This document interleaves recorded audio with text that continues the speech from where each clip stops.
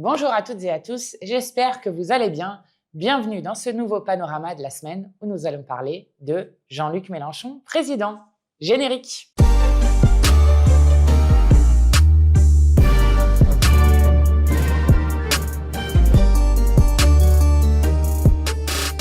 Alors, ce dimanche 3 mai, nous avons lancé la candidature de Jean-Luc Mélenchon et depuis le lundi 4 mai, Jean-Luc Mélenchon est officiellement notre candidat à l'élection présidentielle.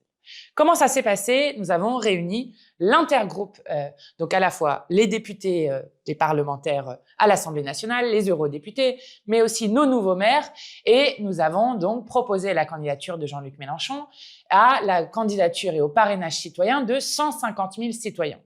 Depuis longtemps, nous demandons à ce que la candidature à l'élection présidentielle ne se fasse pas seulement sur la possibilité du parrainage de 500 maires, qui par ailleurs, pour la plupart du temps, ne demandent pas à ce qu'on leur donne ce rôle, mais qu'il puisse y avoir aussi une procédure avec 150 000 citoyens et citoyennes qui puissent parrainer, marrainer une candidature qui puisse se présenter à l'élection présidentielle. On avait déjà proposé cette loi à l'Assemblée nationale et évidemment, les macronistes l'avaient rejetée puisque eux n'ont aucune base populaire. Mais donc nous, à chaque fois que nous présentons une candidature, nous présentons la candidature au parrainage de 150 000 parrainages citoyens. Ça vient d'ailleurs d'une commission qui avait été faite par Jospin et Bachelot à l'époque, qui avait proposé que ça soit ce nombre-là qui puisse permettre de faire une candidature à l'élection présidentielle. Et ce qui est vraiment remarquable dans le lancement de campagne que nous avons réussi à faire, c'est que non seulement donc Jean-Luc Mélenchon a été annoncé sa candidature à TF1. Nous, c'est carré. Il y a une équipe, un programme, un seul candidat. Et on se met au travail. Il y a eu 5,4 millions de personnes qui l'ont entendu en direct, c'est-à-dire 1 million de plus que Bardella ou que Retailleau lorsqu'ils étaient aux 20h de TF1 un dimanche comme lui, ce qui déjà donne une idée de la dynamique, et qu'ensuite sur Brut, il a été discuté beaucoup plus longuement de différents points de programme que nous allons porter dans cette élection présidentielle, et que en tout, ces extraits ont fait 22 millions de vues.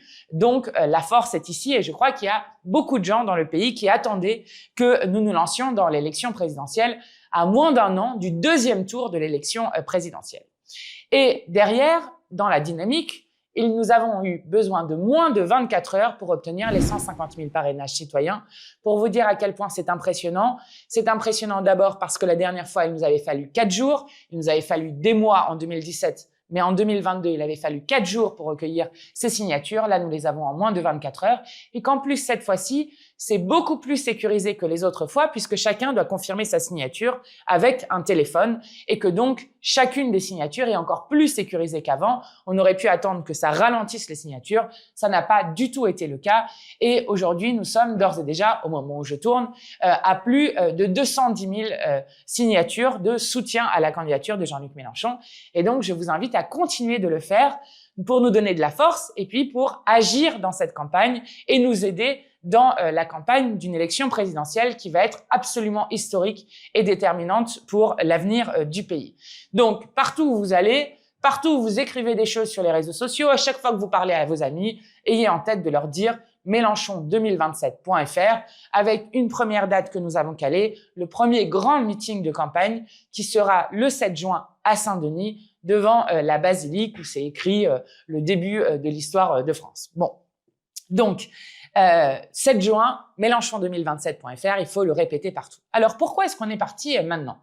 On est parti maintenant d'abord parce qu'on est à moins d'un an du second tour de l'élection présidentielle et vous avez vu que dans tous les partis politiques, ils sont en train de s'entre-déchirer pour savoir qui sera candidat. Parfois, vous avez même des partis où il y a plus de candidats même que de militants et où ils sont en train tous de se taper dessus pour savoir qui concourra à l'élection présidentielle comme si c'était une sorte de jeu de course de chevaux et c'est absolument irresponsable puisque nous avons pour le coup à la fois un seul candidat, c'est Jean-Luc Mélenchon. Nous avons une équipe que tout le monde connaît dorénavant et nous avons un programme. Nous sommes d'ailleurs en train de lancer l'ouverture de contributions citoyennes au programme et avec, comme nous le faisons à chaque fois, des auditions à la fois d'associations, de syndicats, de collectifs, de chercheurs qui nous aident à enrichir notre programme à chaque fois et à être en contact direct avec celles et ceux qui font l'intelligence collective du pays. Donc voilà pourquoi nous nous lançons maintenant, d'autant plus qu'il y a aussi des conditions matérielles à une campagne, par exemple, puisque nous n'avons pas la règle des 150 000 parrainages citoyens, il faut aller chercher les 500 parrainages d'élus et pour cela, là aussi, nous avons besoin de temps pour pouvoir faire en sorte d'avoir ces 500 parrainages d'élus. Et puis, la troisième chose, c'est que nous voulons, nous, prendre le temps d'aller convaincre porte après porte, à marché après marché, d'utiliser l'été là aussi pour continuer les caravanes que nous faisons à chaque campagne, qui nous permettent de mettre en mouvement l'immense force populaire que nous sommes. Donc voilà ce qui nous attend pour les mois à venir et je dois dire que c'est assez enthousiasmant quand on voit le marasme qu'il y a ambiant un peu partout, puisque pendant que tous les autres sont en train de se chamailler, eh bien nous avons montré que nous sommes en ordre de bataille, non pas parce que Jean-Luc Mélenchon serait un tyran, mais parce que au contraire, nous avons considéré qu'il était le meilleur candidat dans cette situation. Alors évidemment, vous avez une machine médiatique et politique qui se met en route sur les arguments contre Jean-Luc Mélenchon. Ils sont extrêmement classiques, nous les connaissons tous. Et au contraire, nous en faisons une force. Jean-Luc Mélenchon est trop âgé. Nous avons déjà essayé. Le président le plus jeune de toute l'histoire de la Ve République, c'était Emmanuel Macron. Et il vient de détruire le pays pendant 9 années. Il est temps de tourner la page de la Macronie. C'est ce que nous ferons avec Jean-Luc Mélenchon. Jean-Luc Mélenchon a mauvais caractère. Et bien justement, nous préférons quelqu'un qui tient parole et qui ne change pas d'avis toutes les 2 minutes et qui sera à tenir tête à la fois à Trump, à Poutine ou encore à Netanyahou. Et puis d'autres choses. Jean-Luc Mélenchon est à sa 4e candidature. Oui, comme d'autres, comme par exemple Jacques Chirac, qui lui aussi s'est présenté 4 fois. Nous avons choisi celui qui était le plus prêt pour la fonction présidentielle dans un moment où on voit bien à la fois la situation internationale et la multiplication des crises au niveau national. Donc moi, je suis très heureuse que nous nous lancions dans la campagne présidentielle. Et vraiment, j'invite toutes celles et ceux qui nous écoutent à venir nous aider, à télécharger Action Populaire, à aller signer, à faire signer autour de soi. Et vous allez voir que, comme à chaque fois, ils vont nous sous-estimer dans les sondages, expliquer que nous n'y arriverons jamais. Eh bien, je crois tout au contraire que nous avons toutes nos chances pour gagner. Et c'est les mois de campagne qui nous attendent pour les mois à venir. Et ça commence, c'est très important, par venir au premier meeting de campagne le 7 juin. Alors, cette candidature, elle est d'autant plus importante qu'elle n'arrive pas dans n'importe quel contexte. Je le disais, nous sommes dans une situation internationale où la guerre généralisée menace. Nous sommes à 31 mois de génocide à Gaza, qui continue toujours contre le peuple palestinien de la part de Netanyahou, avec en Cisjordanie quasiment tous les jours des Palestiniens qui sont tués soit par l'armée, soit par des colons. L'annexion du Sud-Liban qui est en train de se faire, puisque encore ce dimanche, Netanyahou a exigé que 11 villages libanais soient évacués dans le sud du Liban, et avec des images de propagande qui sont absolument effrayantes, puisque l'armée israélienne et Netanyahou, le gouvernement israélien, font diffuser des images dans lesquelles on voit des villages tout entiers qui se font dynamiter par l'armée israélienne, ce qui évidemment est un signal qui est envoyé pour dire qu'ils font absolument ce qu'ils veulent, tandis que Netanyahou et Trump continuent la guerre illégale avec l'Iran, même si pour l'instant il y a une petite accalmie. À tout moment, le feu peut reprendre avec le peuple iranien qui s'est retrouvé bloqué entre à la fois une répression sanglante du régime et les bombes de Trump et de Netanyahou. Et on se rappelle notamment des écolières qui se sont retrouvées sous les bombes dès le premier jour en étant tuées à plus de 150 d'entre elles. Et nous ne les oublions pas puisqu'elles avaient entre 8 et 12 ans. Au Liban, vous avez la même chose qui se passe que ce qui se passait à Gaza. D'ailleurs, le gouvernement israélien ne s'en cache pas en disant qu'il veut faire du Liban ce qui s'est passé à Gaza, avec 100 secouristes qui ont été directement ciblés, y compris dans leurs ambulances. Vous avez des journalistes qui, eux aussi, sont délibérément ciblés, au point que l'armée israélienne est aujourd'hui l'armée qui tue le plus de journalistes au monde. Et vous avez évidemment en mémoire aussi les massacres qui ont eu lieu le 8 avril, qui visaient à terroriser le peuple libanais, avec plus de 100 frappes qui ont été faites en 10 minutes seulement, et plus de 300 Libanais qui ont été tués dans ces frappes, avec des centaines et des centaines de blessés. Donc, je le dis, dans cette situation-là, d'abord, la première chose, c'est que si nous sommes dans cette situation où le droit international ne vaut plus, où c'est la loi du plus fort qui prévaut, c'est d'abord parce que le monde entier, les dirigeants du monde entier ont laissé faire le génocide à Gaza. Et donc, la première des choses à faire, c'est d'arrêter Netanyahou et Trump, et notamment de décider de sanctions à l'encontre de Netanyahou, puisqu'il n'y a toujours pas de sanctions, d'agir pour la suspension de l'accord d'association entre l'Union européenne et Israël, demandé par plus d'1 million de citoyens en Europe, de décréter un embargo sur les armes, tout ce que Jean-Luc Mélenchon aurait fait. Et nous, une des choses que nous voulons porter très fortement dans la campagne, c'est justement que la France retrouve une voix indépendante au service de la paix, qui n'est pas alignée sur les intérêts états-uniens, puisque nous avons bien vu que les intérêts états-uniens ne sont pas les nôtres, et donc nous sortirons de l'OTAN, d'abord du commandement intégré, puis de l'OTAN, pour justement être un pays et une puissance non alignés au service de la paix. Je le dis d'autant plus que nous sommes fiers, les Insoumis, d'être les seuls à avoir refusé de nous lever lorsque Yael Braun-Pivet, le 10 octobre 2023, a déclaré qu'elle soutenait inconditionnellement Israël et que nous avons refusé de participer à ce soutien inconditionnel à un régime qui est un régime génocidaire. Voilà pourquoi la candidature de Jean-Luc Mélenchon est particulièrement importante dans les temps troublés que nous voyons. Nous voyons la guerre en Ukraine et nous voyons ce qui se passe dans de nombreux pays. Nous agirons pour la paix et surtout pour le soutien du droit international.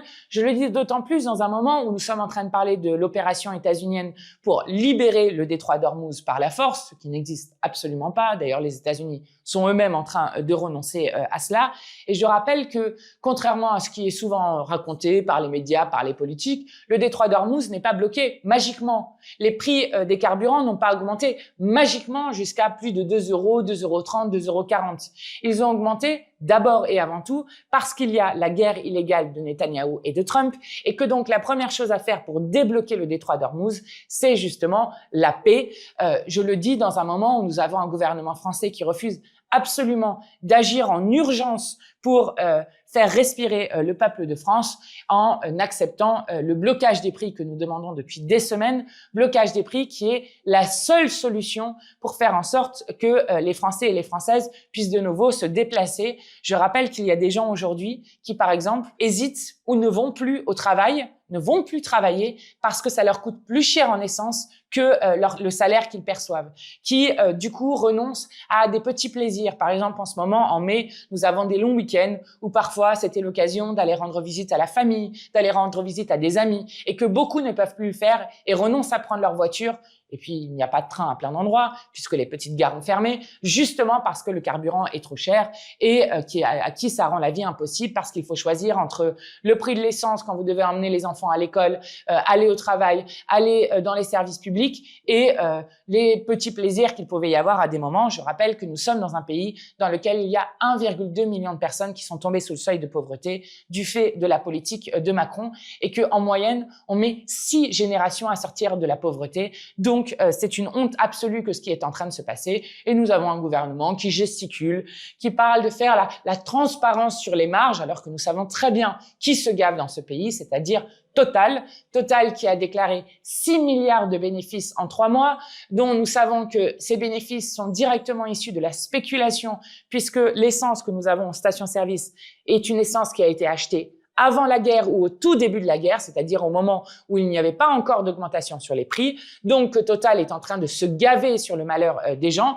Et je rappelle que Total a distribué 100 milliards d'euros à ses actionnaires en 10 ans, ce qui veut dire qu'avec l'augmentation des prix de l'essence et des carburants, Total est en train de voler le salaire des gens pour justement payer les dividendes. C'est ça qui est en train de se passer. Et si on bloquait les prix à 1,70 €, cela voudrait dire que c'est ni l'argent public qui paye pour payer des dividendes, ce que fait Macron en saupoudrant des aides par-ci par-là, ni les Français et les Françaises, le peuple de France, mais que ce serait la multinationale Total qui paierait, qui a largement les moyens de le faire et qui menace ici et là en disant si on nous taxe et qu'on taxe sur les super profits, alors nous arrêterons de faire les prix bloqués à 2 €. Eh bien, si nous étions au pouvoir, non seulement nous aurions fait le blocage des prix et l'encadrement des marges immédiatement pour retrouver le prix des carburants à 1,70 € du litre. Mais en plus de ça, si Total refusait, essayait d'organiser une pénurie, nous aurions utilisé les moyens qu'ont les préfets de réquisition